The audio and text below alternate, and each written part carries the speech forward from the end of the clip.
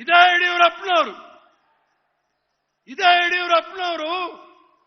2021ನೇ ಮುಖ್ಯಮಂತ್ರಿ ಆಗಿದ್ದಾಗ ಈಗ ಮರಿ ಯಡಿಯೂರಪ್ಪ ಪಾದಯಾತ್ರೆ ಬರ್ತಾ ಇದ್ದಾರೆ. ಮರಿ ಯಡಿಯೂರಪ್ಪ ಅವರು ಮುಖ್ಯಮಂತ್ರಿಗಳು, ಡಿಫ್ಯಾಕ್ಟೋ ಮುಖ್ಯಮಂತ್ರಿಗಳು ಯಡಿಯೂರಪ್ಪನವ್ರಿಗೆ ಸಹಿ ಹಾಕಕ್ ಆಗ್ತಾ ಇರಲಿಲ್ಲ. ಅಬ್ಬಬ್ಬ ಅಂದ್ರೆ ಒಂದು 10 ಸಿಗ್ನೇಚರ್ ಮಾಡಬಹುದಿತ್ತು. ಆದ್ರೆ ಸಾವಿರಾರು ಪತ್ರಗಳಿಗೆ ಸಿಗ್ನೇಚರ್ ಯಾರು ಮಾಡಿದ್ದಾರೆ ಅಂತ ಯೋಚನೆ ಮಾಡಿ. ಮುಖ್ಯಮಂತ್ರಿಗಳಿದ್ದಿದ್ರೆ ಚೆನ್ನಾಗಿರೋದು. ಸರ್ಕಾರದ ಮಂತ್ರಿಗಳೆಲ್ಲ ಇದ್ದೀರಿ.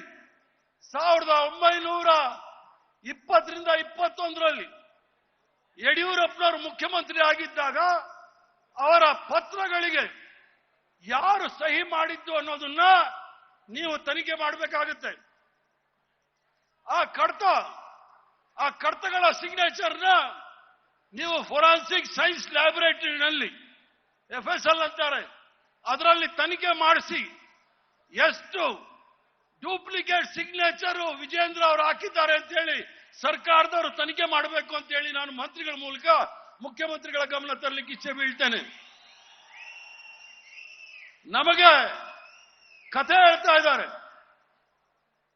ವಾಲ್ಮೀಕಿ ಹಗರಣ ಈಗಾಯ್ತು, ಮೂಡಾದಲ್ಲಿ ಈಗಾಯ್ತು ಅಂತ ಹೇಳಿ.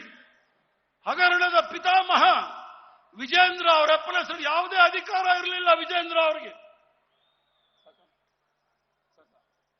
ಯಾವುದೇ ಅಧಿಕಾರ ಇರಲಿಲ್ಲ. ವಿಜೇಂದ್ರ ಅವರಿಗೆ ಅಧಿಕಾರ ಇಲ್ಲದೆ ಇರೋ ಸಂದರ್ಭದಲ್ಲಿ ಅವರ ಅಪ್ಪನ ಸಿಗ್ನೇಚರ್ ಹಾಕಿ ಟ್ರಾನ್ಸ್ಫರ್ ಆಗಲಿ, ಪೋಸ್ಟಿಂಗ್ ಆಗಲಿ ಅಥವಾ ಎಲ್ಲವನ್ನೂ ಸಹ ಮಾಡಿದಂತ ಈ ಒಂದು ಯಡಿಯೂರಪ್ಪನವರ ಮಗ ಅವರ ಸಿಗ್ನೇಚರ್ ನೀವು FSL ಮಾಡಿ ತನಿಖೆ ಮಾಡಿಸಿ ಎಷ್ಟು ಹಗರಣಗಳಾಗಿದೆ ಅನ್ನೋದು ನೀವು ಯೋಚನೆ ಮಾಡಬೇಕಾಗುತ್ತೆ. ಆದ್ರಿಂದ ಬಂಧುಗಳ ಬಹಳ ಸಂಖ್ಯೆಯಲ್ಲಿ ಬಂದಿದ್ದೀರಿ. ಭಾರತೀಯ ಜನತಾ ಪಾರ್ಟಿ, ಕೇಂದ್ರ ಸರ್ಕಾರದ ನರೇಂದ್ರ ಮೋದಿ ಮತ್ತು ಭಾರತೀಯ ಜನತಾ ಪಾರ್ಟಿಯಲ್ಲಿ ಇರ್ತಕ್ಕಂಥ ಯಡಿಯೂರಪ್ಪ ಆಗಲಿ, ಜನತಾದಳದಲ್ಲಿ ಇರ್ತಕ್ಕಂಥ ಎಲ್ಲ ನಾಯಕರ ವಿರುದ್ಧ ಹೋರಾಟ ಮಾಡಲು ತಾವೆಲ್ಲರೂ ಸಹ ಇಲ್ಲಿ ಬಂದಿದ್ದೀರಿ.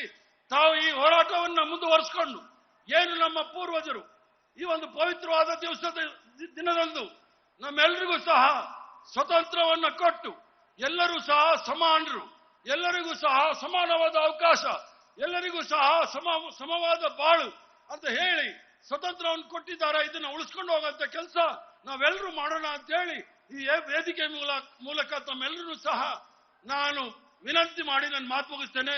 ಜೈ ಹಿಂದ್, ಜೈ ಕರ್ನಾಟಕ, ನಮಸ್ಕಾರ.